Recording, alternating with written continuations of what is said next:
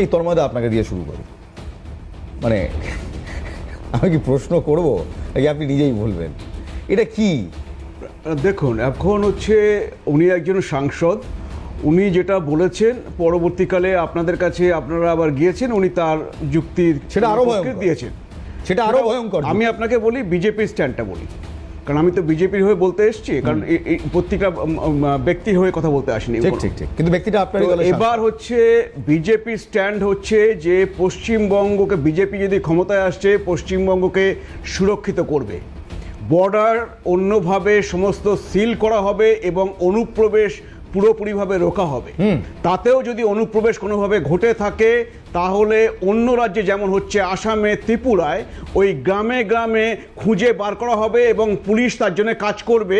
যেমন আমাদের দেশে আইন আছে, ফরেনার্স অ্যাক্ট বলে একটা আইন আছে, সেই অ্যাক্টে আজকে পুলিশ খুঁজে বার করতে পারে এবং লোকাল মানুষজন পুলিশকে ইনফর্ম করতে পারে যদি তারা কাউকে দেখে। সেটা পশ্চিমবঙ্গে সেটা হয় না, কারণ পশ্চিমবঙ্গে কোনোভাবে বর্ডার থেকে ঢুকে আসতে পারলেই তাহলে তৃণমূলেরা হচ্ছে ওই আধার কার্ড, তারপরে ভোটার আইডি, সমস্ত আইডিগুলো বানিয়ে দেয়, তাদেরকে রেখে দিয়ে ভোট ব্যাংক বানায়। তো সেইগুলো কিন্তু বন্ধ হবে। আর এইগুলো বন্ধ হলে পশ্চিমবঙ্গ আর পশ্চিম বাংলাদেশ হওয়ার দিকে যাবে না।